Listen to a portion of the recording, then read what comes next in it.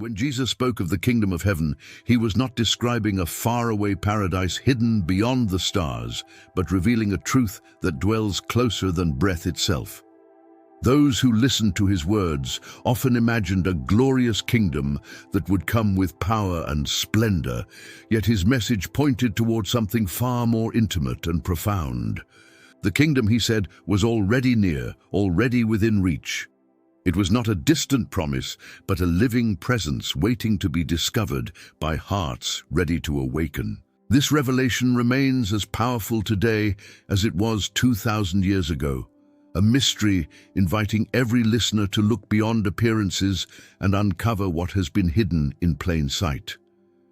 Every generation has tried to interpret what Jesus truly meant by those words, and through centuries of study, translation, and tradition, his meaning has sometimes been buried beneath layers of doctrine. But his message was never meant for scholars alone. It was meant for ordinary people, for the weary, the hopeful, and the searching. He spoke in parables so that truth could find its way past intellect and into the heart. Behind each story, the mustard seed, the hidden treasure, the pearl of great price. He was saying the same thing, that divine life is already here, waiting for recognition. The kingdom is not a reward for the afterlife, but a transformation of perception that allows heaven to be seen within everyday life. To understand this mystery, one must look inward rather than outward.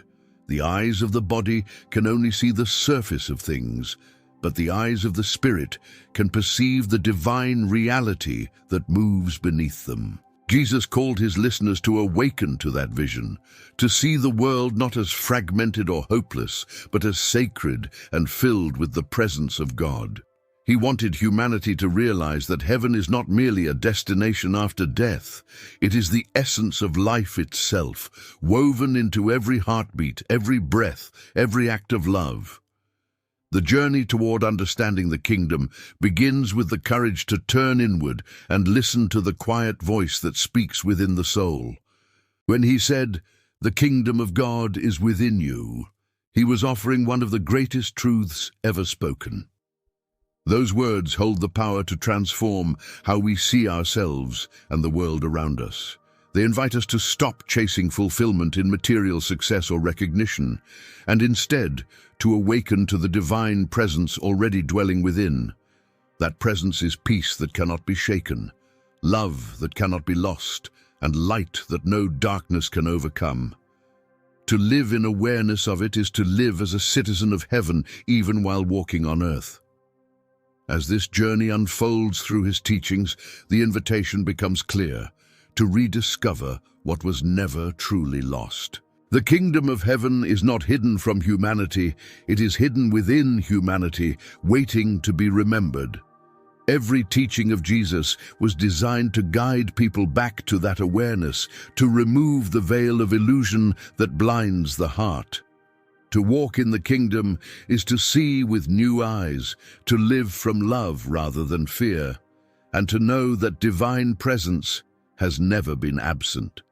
If you feel inspired by this message and wish to continue exploring these profound truths about faith and spiritual awakening, make sure to subscribe to the channel. Click the like button if you enjoy this kind of reflection, and share your thoughts in the comments below.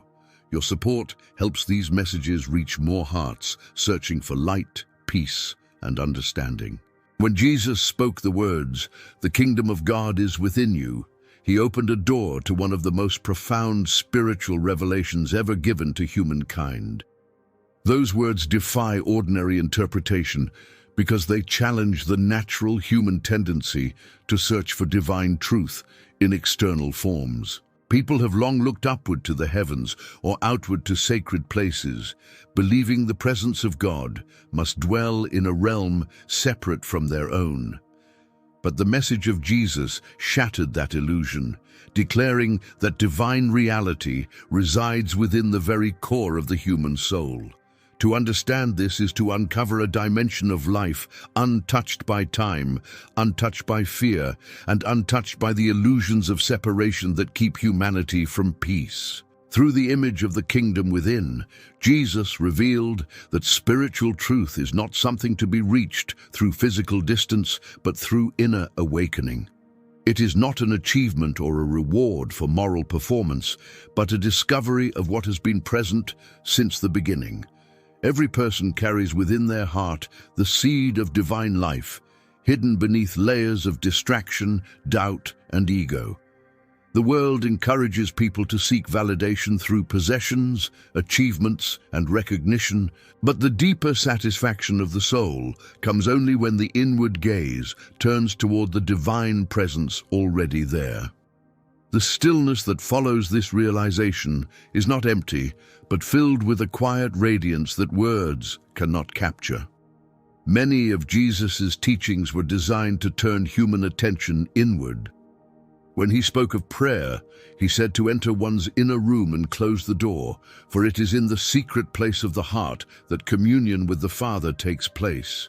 The instruction was not about a physical chamber, but an inner sanctuary untouched by worldly noise. The sacred silence within each person becomes the meeting place of heaven and earth. To enter that space requires humility, surrender, and the courage to face what lies within, both the light and the shadow. Through that process, the hidden kingdom begins to reveal itself.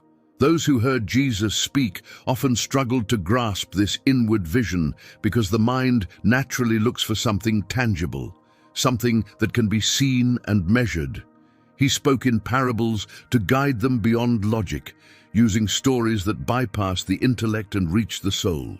A mustard seed, though small, contained the power to grow into a great tree.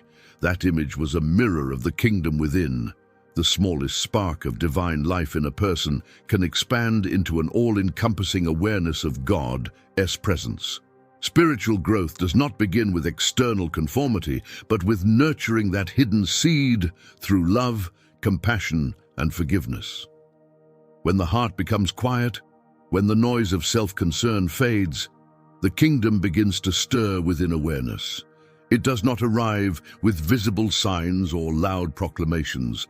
It rises softly, like dawn after a long night, illuminating every thought and action with divine clarity. Jesus taught that the pure in heart will see God, not because they earn a vision, but because purity removes the veil that obscures what has always been shining. The kingdom is not something brought down from heaven, but something awakened from within. Humanity has long misunderstood this truth, seeking salvation as though it were a distant prize to be won. The message of Jesus was a gentle correction, a reminder that divine reality is as close as one's own breath. The barrier is not distance, but perception. The eyes of the Spirit must open to recognize that heaven is not a separate realm, but an ever-present reality vibrating within every soul. Those who awaken to this truth begin to live differently, not out of fear of punishment or desire for reward, but from the joy of divine awareness that flows naturally into compassion and service. Through parables and actions, Jesus modeled what life in the kingdom looks like. When he touched the sick, forgave sinners, or shared meals with the outcast, he was not merely performing miracles. He was demonstrating what it means to live from divine consciousness. In him, the boundaries between heaven and earth dissolved. Each act of kindness, each word of mercy revealed that the kingdom is not a place to enter after death, but a reality manifested through love in the present. Those who live from that awareness carry heaven wherever they go. Spiritual awakening to the kingdom within does not happen instantly. It unfolds through awareness, through the quiet work of the Spirit, transforming the heart. Jesus compared it to leaven hidden in flour, invisible yet working silently until the entire dough is changed. That image captures the essence of the kingdom's inner movement. The transformation may begin unnoticed, but over time it changes everything. Perception, desire, and even the way one experiences the world. When that change takes root, life itself becomes an expression of divine reality. Human beings live surrounded by beauty, yet often remain blind to the divine presence that permeates creation. The physical world, with its distractions, fears, and ambitions, becomes a veil that conceals the kingdom from ordinary perception. Jesus spoke of those who have eyes but do not see, ears but do not hear, describing the condition of souls absorbed in material concerns. The senses, meant to be windows into the divine, become clouded by attachment and desire. The task of spiritual awakening is not to reject the world, but to see through it, to perceive the divine light shimmering beneath its surface. When the heart becomes bound to possessions or status, the world appears fragmented and hostile. The sense of separation grows, and the soul forgets its divine origin. Jesus invited his listeners to rise above that illusion, to perceive reality through spiritual vision rather than worldly judgment. His call to simplicity and humility was not a command of deprivation, but a path to clarity. Those who release their grasp on material idols begin to see what was hidden, that every moment is infused with God's presence. Such seeing is not with the eyes of the body, but with the insight of the Spirit, which recognizes divine unity in all things. The veil that blinds humanity is not made of physical matter, but of thoughts, fears, and attachments. It is woven from the constant noise of desire and anxiety that keeps the heart restless. Jesus described this condition when he spoke of the cares of the world, choking the seed of the word, preventing spiritual growth. The path to seeing with spiritual eyes involves quieting that noise, loosening the grip of the ego, and allowing divine light to penetrate awareness.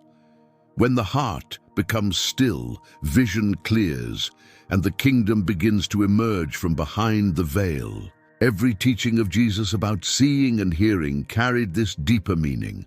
He often said, "He who has ears to hear, let him hear," pointing to an inner faculty of perception.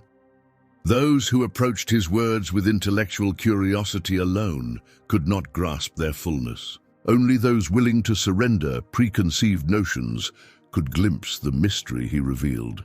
The heart must become receptive before the eyes can truly open. Spiritual sight is not learned, but received, like dawn breaking through darkness after a long night of confusion. The physical world mirrors the inner state of the observer. To those driven by fear and self-interest, it appears hostile and divided. To those awakened to divine presence, it radiates harmony and beauty. Jesus could look upon a field of lilies and perceive the generosity of the Creator, or watch the flight of sparrows and see divine care. His perception was not limited to appearances, but penetrated to essence. That depth of seeing is what he desired for his followers, not to escape the world, but to perceive its sacredness. The call to lay up treasures in heaven was not a rejection of material existence, but an invitation to shift focus from transient possessions to eternal realities. Those who accumulate wealth, status, or control often believe these bring security, but their hearts grow heavy and their sight grows dim. When one treasures divine truth instead, vision expands beyond the narrow horizon of the ego. The kingdom becomes visible not through external prosperity, but through inner lightness and peace. When Jesus healed the blind, it was both a physical miracle and a symbol of spiritual awakening. Each act of healing pointed beyond the body to the soul's restoration of sight. The blindness of humanity is not caused by lack of information, but by separation from divine awareness. To regain vision, one must turn inward and allow grace to clear the eyes of the heart. When that happens, the world is no longer seen as divided into sacred and profane, but as one living expression of divine reality. To live with spiritual vision means walking through the world with reverence and awareness. Every sound, every face, every moment becomes a reflection of the eternal. The veil that once obscured heaven is lifted, not because the world changes, but because perception does. Jesus invited humanity to see not only what lies before the eyes, but what exists beyond appearances. The kingdom shining through creation, waiting for hearts awake enough to see it. When Jesus spoke in parables, he was not offering riddles to confuse his listeners, but keys to unlock the secrets of the kingdom. Each story contained layers of meaning that reached beyond literal understanding, inviting those who listened with sincerity to look deeper. The parable was a bridge between the visible and the invisible, between human language and divine truth. By using images drawn from ordinary life, fields, seeds, pearls, and treasures, Jesus revealed that the mysteries of heaven are hidden in plain sight. Through the parable of the mustard seed, he illustrated how the kingdom begins in the smallest of ways. The seed, nearly invisible, carries the potential to grow into a vast tree that shelters life. That image speaks to the quiet beginnings of spiritual awakening. Divine reality does not enter the world through spectacle or force, but through subtle transformation within the soul. What begins as a faint awareness expands into a living presence that influences every part of life. The kingdom grows, not through power, but through hidden movement, unseen yet unstoppable. The parable of the pearl of great price reveals the incomparable worth of divine truth. A merchant, having searched for pearls all his life, discovers one of immeasurable value and sells everything to possess it. The meaning lies not in material exchange, but in spiritual prioritization. The soul that glimpses the reality of the kingdom realizes that nothing else can compare. The comforts, ambitions, and illusions that once seemed essential fade in significance.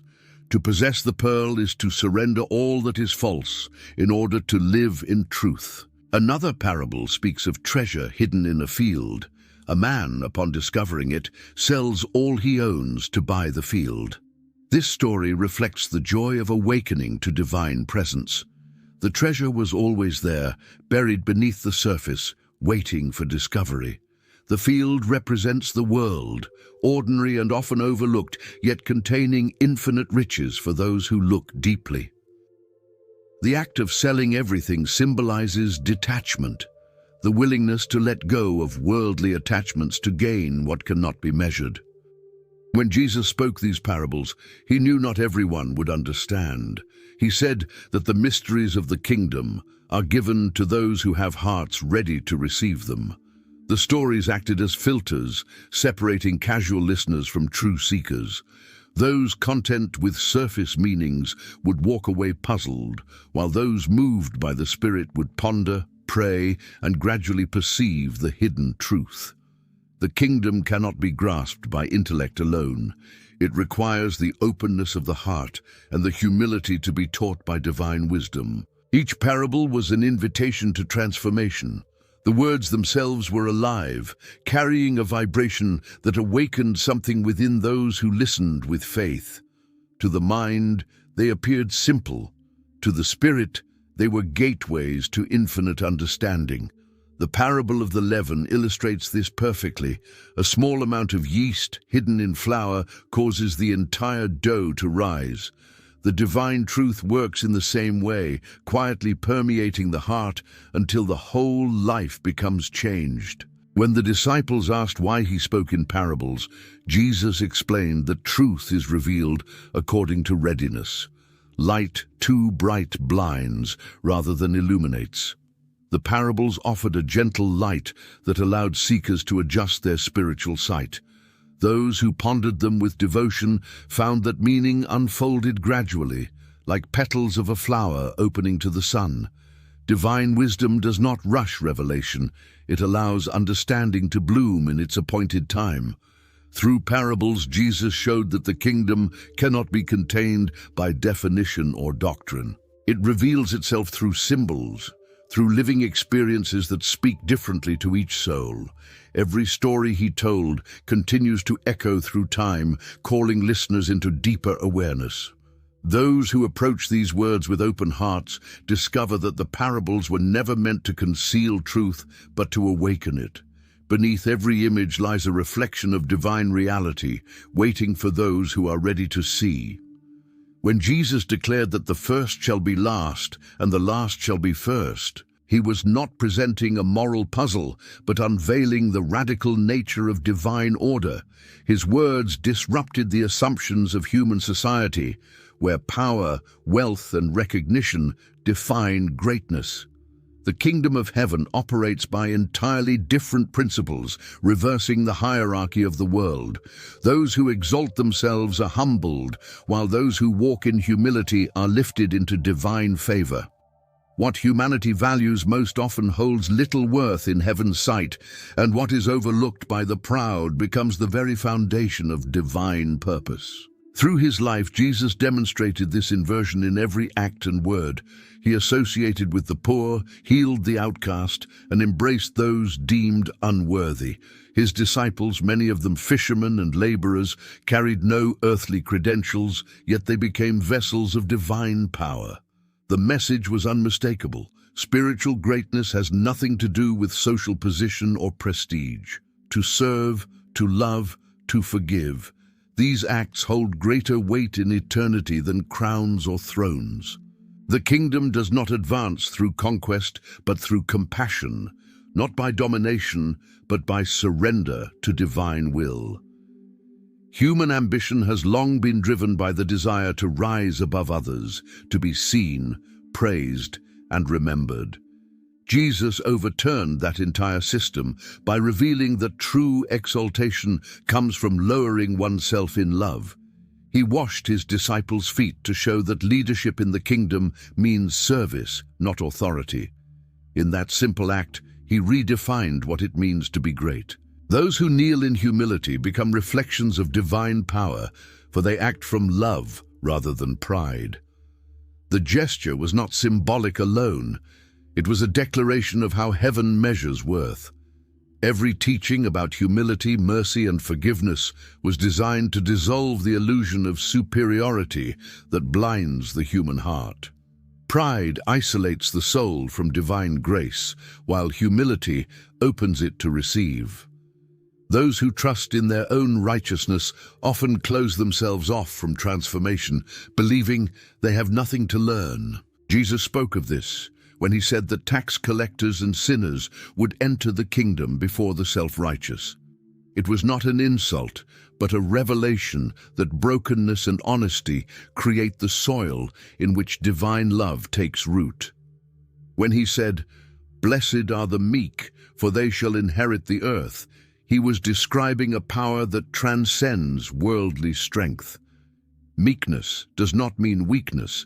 It is the quiet confidence of one who trusts completely in God. Such a person does not need to control or dominate, for their peace comes from within. In that stillness, divine authority manifests. The meek inherit not through conquest, but through alignment with the divine order that sustains all things. Their inheritance is not limited to land or possessions, but extends to spiritual harmony with creation. The values of the world often glorify competition, control, and display. The values of heaven glorify love, self-giving, and hidden virtue. Jesus taught that when one gives in secret, prays in silence, or forgives without recognition, the Father sees and rewards in ways unseen. Divine reward does not depend on visibility, but on authenticity. The kingdom values purity of intention above all.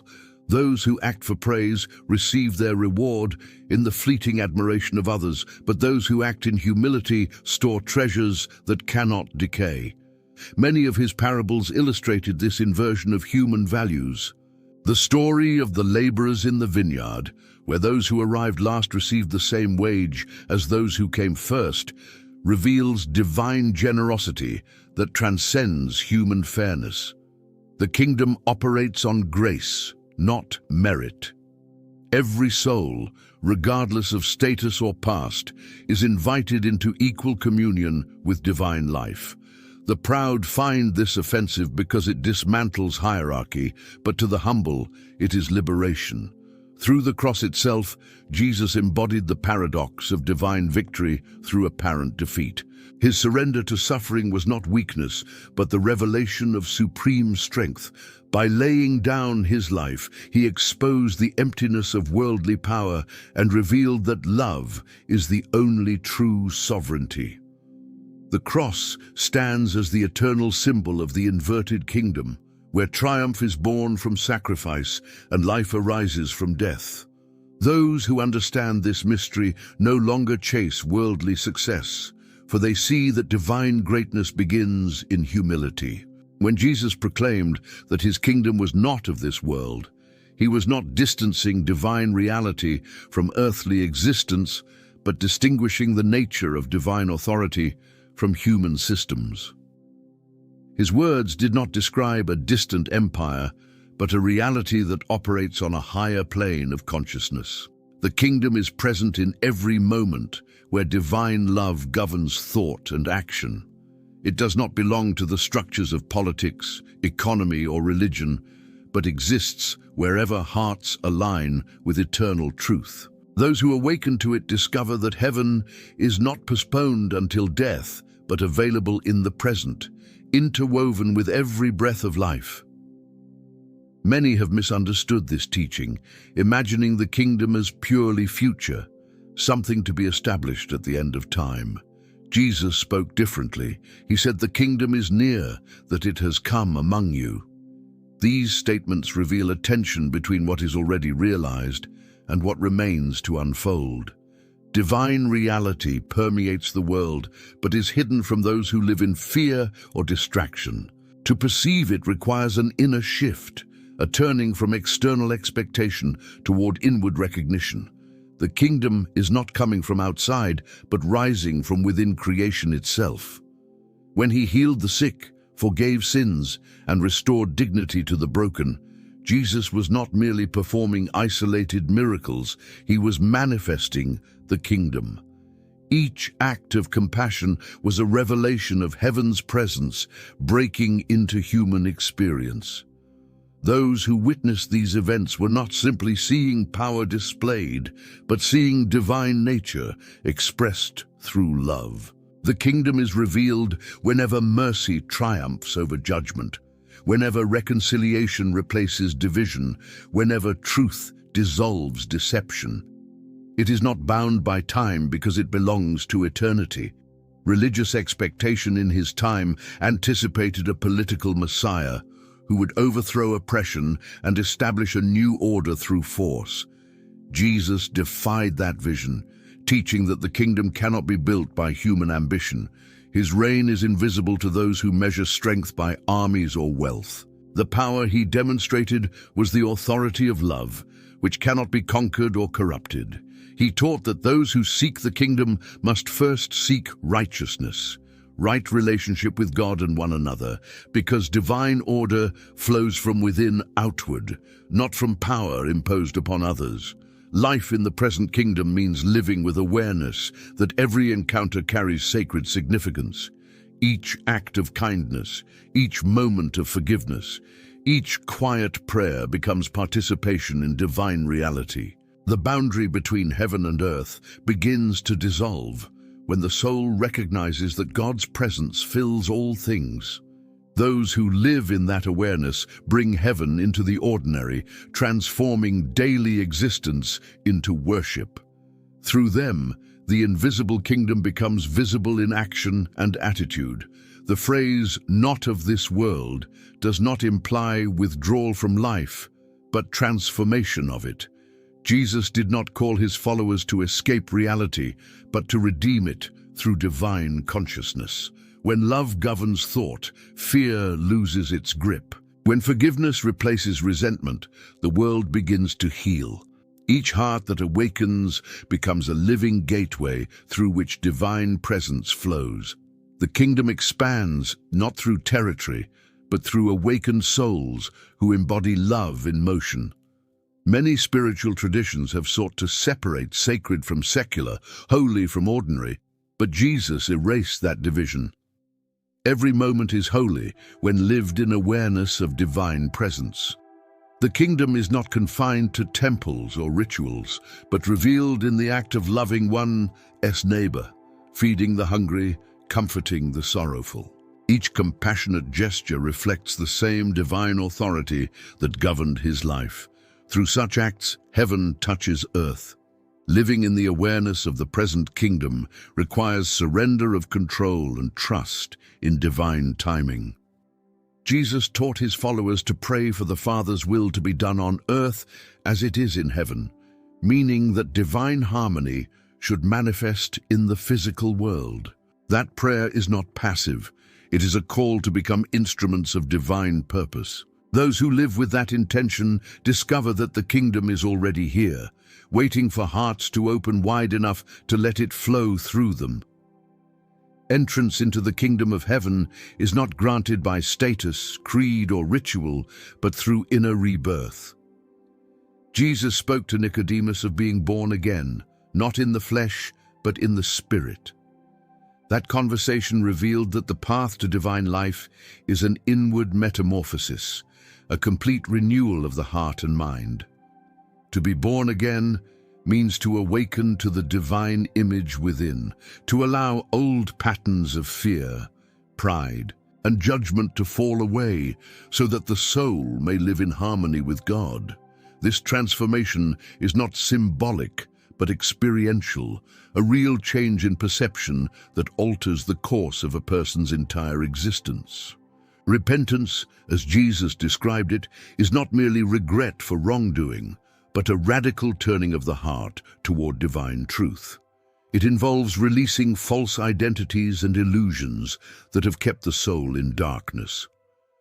When one turns inward in humility, light begins to shine in hidden places. That illumination exposes everything that is not aligned with love, not to condemn, but to heal. The kingdom cannot dwell in a divided heart, so the process of transformation purifies intention until every thought and action flows from divine unity.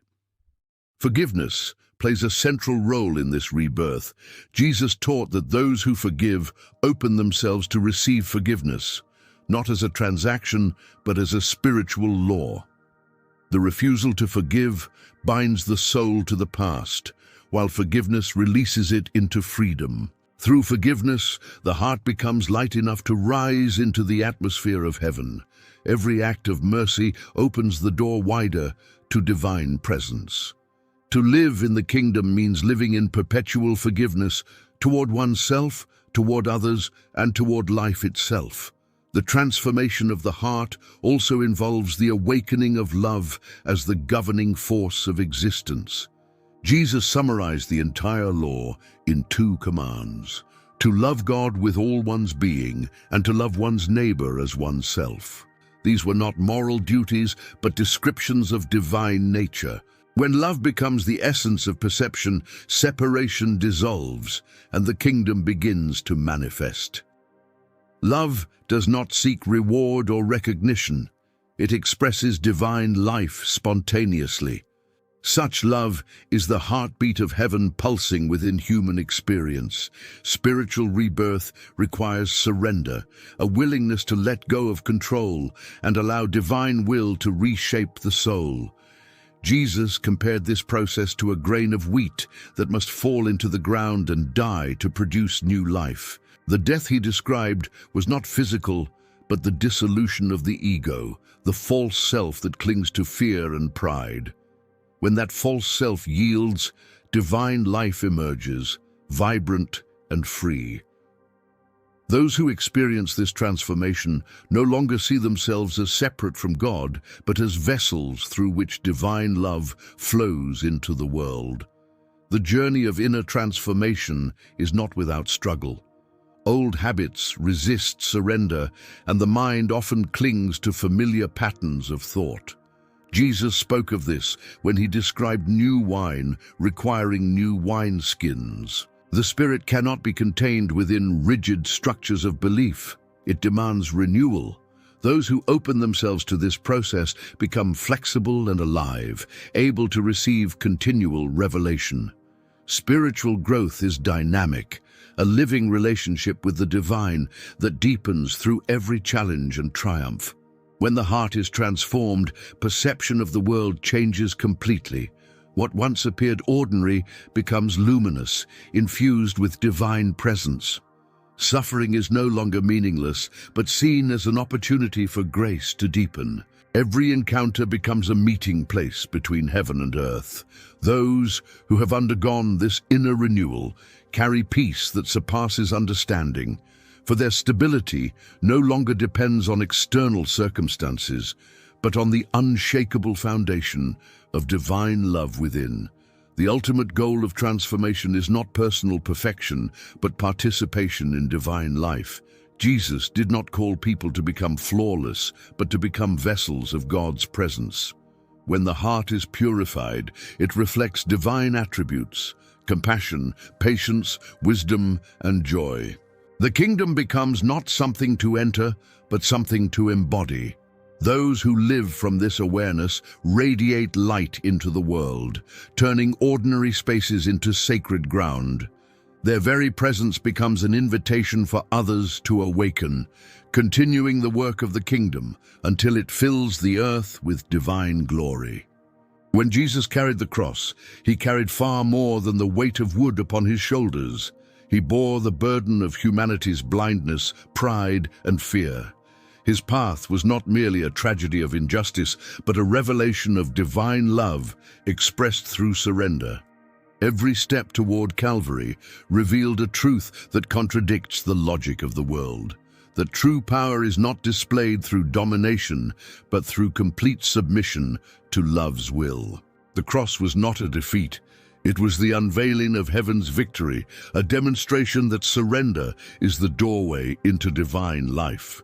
Through the cross, Jesus revealed the deepest mystery of the kingdom: that life emerges from sacrifice, that glory springs forth from humility, that freedom is born through letting go. His silence before his accusers was not weakness, but strength rooted in trust. He had no need to defend himself because his purpose transcended the arguments of men. Each blow, each insult, each wound became a seed of redemption planted in the soil of suffering from which eternal life would bloom. His surrender was not passive resignation, but active love, choosing compassion over retaliation, mercy over vengeance. Those who follow his path are called into the same paradox. To take up one's cross is to embrace the challenges and pains of life without bitterness, allowing them to become instruments of transformation rather than destruction. It means trusting divine wisdom even when the road appears unbearable. The cross is not an external symbol alone. It is an inner posture, a willingness to yield one's will to the higher purpose of love. Each soul that learns this surrender discovers freedom beyond fear, for when nothing is clung to, nothing can be taken away. When Jesus cried out from the cross, "Father, forgive them, for they know not what they do," he transcended the human condition entirely. His words did not arise from despair, but from divine awareness, seeing beyond ignorance into eternal truth. In that moment, the boundaries between heaven and earth dissolved. Forgiveness became the bridge between God and humanity, proving that love cannot be destroyed by violence or hatred. Those words echo through time, calling every heart to the same mercy, the same boundless compassion that defines the kingdom. Surrender in this divine sense is not about defeat, but alignment. It means releasing the illusion of control and allowing the flow of divine purpose to move through one's life without resistance. The cross teaches that pain can become revelation, that suffering can open the heart wider than comfort ever could. When one accepts the cross not as punishment, but as participation in divine love, transformation begins. Every trial becomes a sacred opportunity to reveal God's presence through endurance and faith. Followers of Jesus were not invited to admire the cross from a distance, but to enter its mystery. To carry one's own cross is to let love refine every motive, to purify every intention until only divine truth remains. The kingdom takes root in souls willing to pass through the fire of surrender, for in that yielding, the self-centered will dies and divine will reigns. Those who embrace their crosses, whether of loss, rejection, or suffering, discover that grace hides within every hardship. The pain becomes holy, not because it is desired, but because it becomes the meeting place between human weakness and divine strength. The cross also reveals that love is inseparable from sacrifice. Every act of genuine compassion involves giving, time, energy, comfort, pride. In a world obsessed with self-preservation, the cross calls humanity back to self-giving. It reminds the soul that the measure of love is not what one receives, but what one is willing to give for the good of others. Jesus did not die to prove a point, but to embody the truth that divine love holds nothing back. To live in the kingdom is to follow that same rhythm of giving, trusting that nothing surrendered in love is ever lost. The mystery of the cross continues wherever hearts choose forgiveness over resentment, peace over anger, surrender over control. Each act of courage born from faith extends the victory of that moment on Calvary into the present. Through the cross, humanity is invited to participate in divine life, not through escape from suffering, but through transfiguring it with love. The path of surrender remains the narrow way that leads to life, the way by which the kingdom unfolds within the soul and shines outward into the world. When Jesus spoke of the kingdom being both within and among his followers, he revealed its dual nature as both inward reality and outward expression. Heaven is not confined to the private world of contemplation. It manifests through relationships, through the way people treat one another, through acts of compassion and justice. The kingdom flourishes wherever love becomes action, wherever divine awareness flows into the fabric of community life. Spiritual awakening is never meant to remain hidden. It seeks expression through service, harmony, and shared purpose. The earliest believers understood this truth instinctively. They lived not as isolated individuals seeking personal salvation, but as a living body united by one spirit. They shared their possessions, cared for the poor, and broke bread together with joy and simplicity. Their fellowship was not merely social, it was sacramental, an embodiment of divine love. Through their unity, the invisible kingdom became visible in daily life. Every gesture of generosity, every word of encouragement, every act of forgiveness made heaven tangible among them. Living heaven on earth does not mean creating a perfect society free from struggle or pain. It means allowing divine love to shape how people respond to those realities.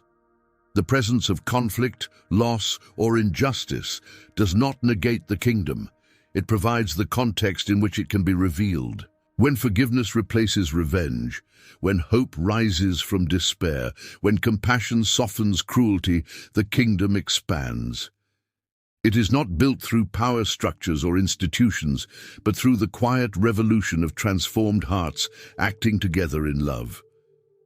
Jesus described his followers as the light of the world and the salt of the earth, images that capture the outward flow of the kingdom's influence.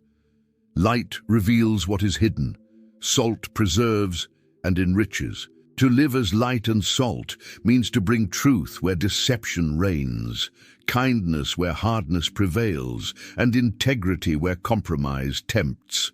Such influence does not impose, but illuminates.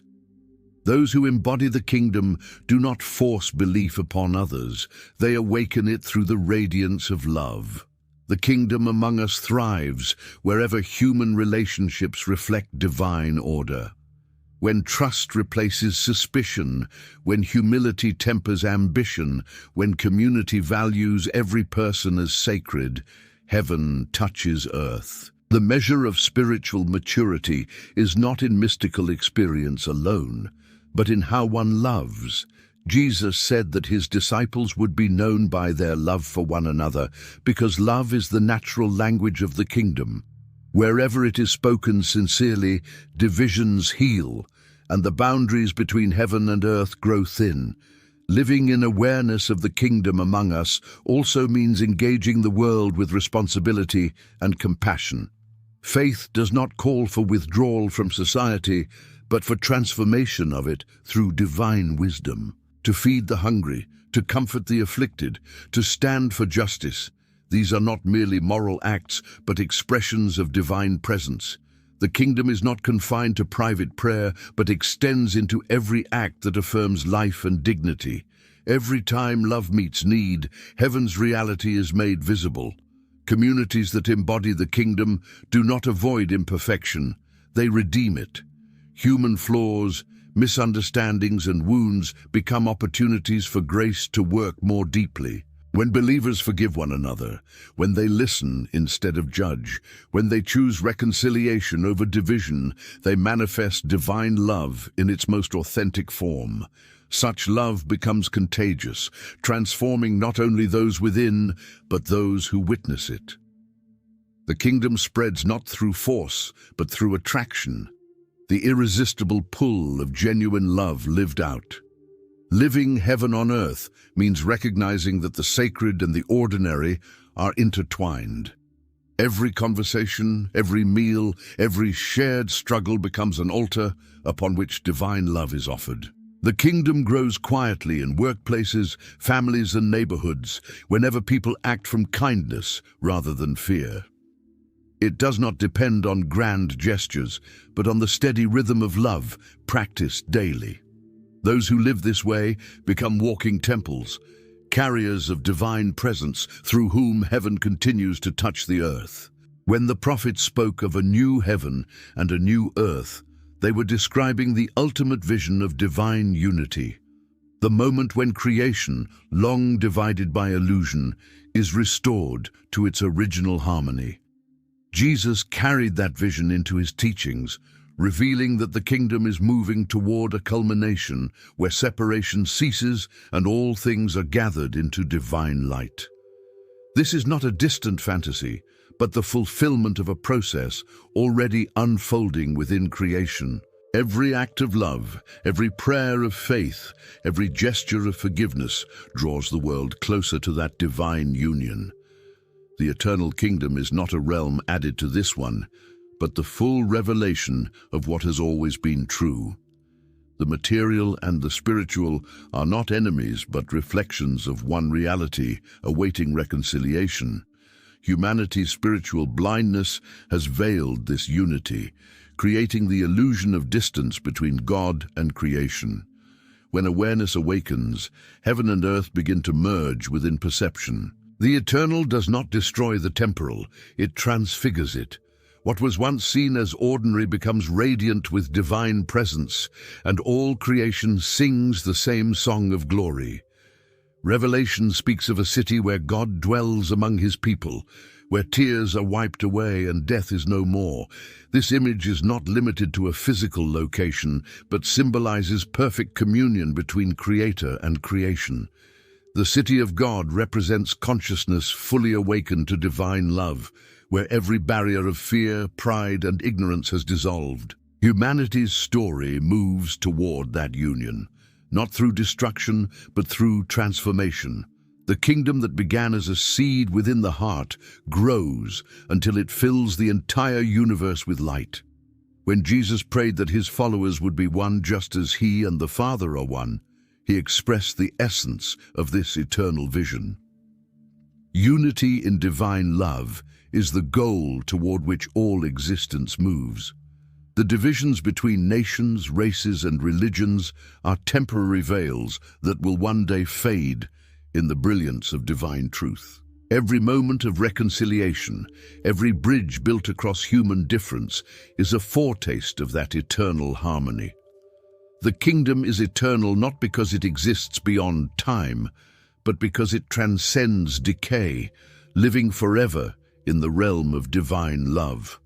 Those who live with awareness of this future reality begin to embody it now. Their lives become witnesses to eternity breaking into time. They see through appearances and recognize the sacred in all things. Fear loses its grip because death is no longer seen as an ending, but as transition into fuller life.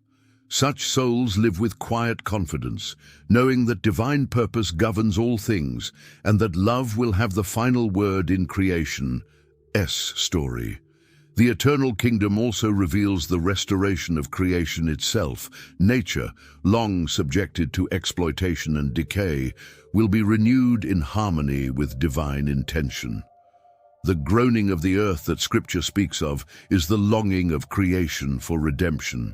Humanity's task is not to escape the world, but to participate in its renewal through reverence and care.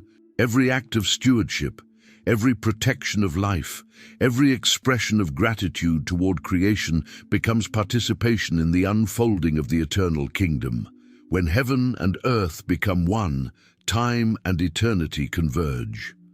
The linear history of suffering and striving gives way to the timeless presence of divine joy. This is not annihilation, but completion, the fulfillment of all that was promised, the healing of all that was broken. The divine light that once appeared as a distant hope becomes the very atmosphere of existence.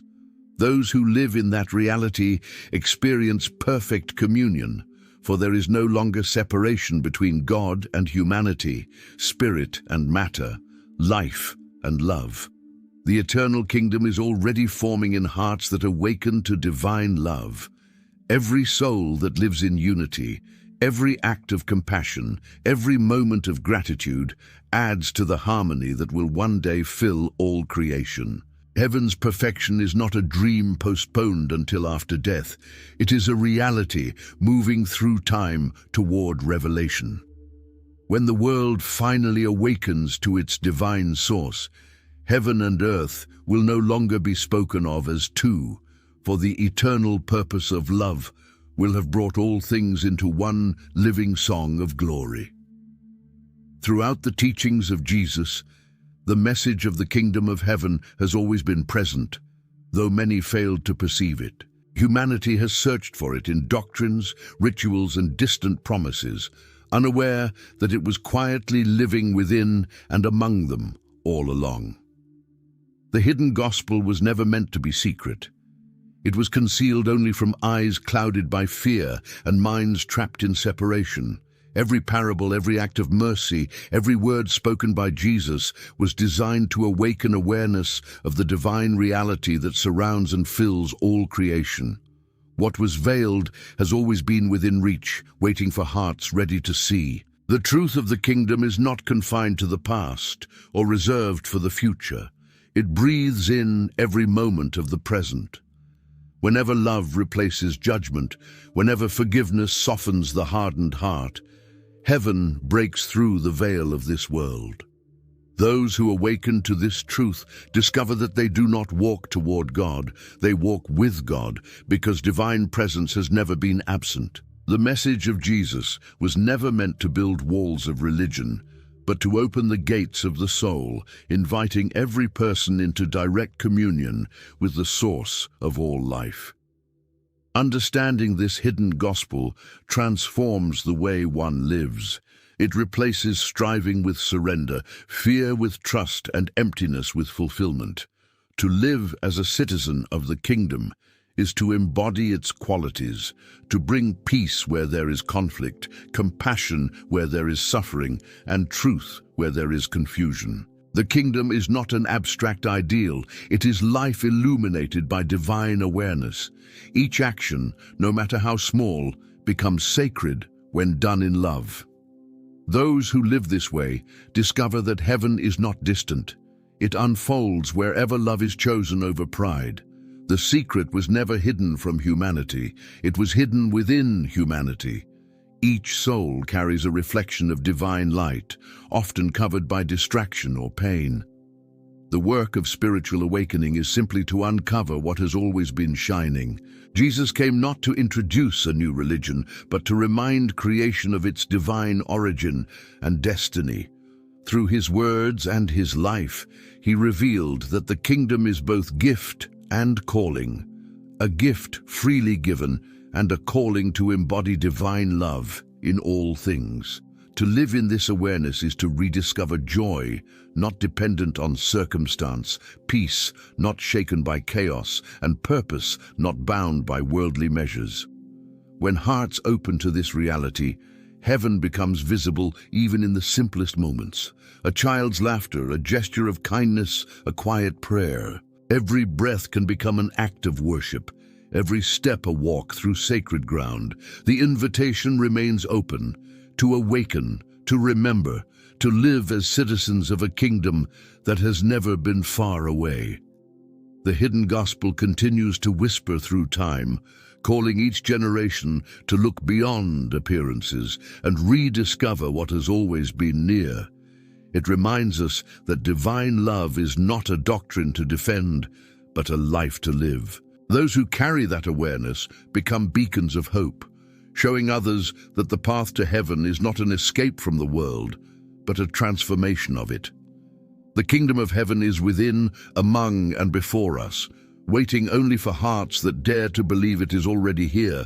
And now, if this message touched your heart, if it stirred something within you, or helped you see faith in a new light, you can help share this light with others. Subscribe to the channel so you will not miss future reflections and spiritual insights. Click the like button to help this message reach more people who are seeking hope and truth. Write a comment below. Share your thoughts, your reflections, or how these words resonated with your journey of faith. Most of all, share this video with those you love, because one simple act of sharing may awaken a soul that has long been waiting to remember the kingdom already living within them.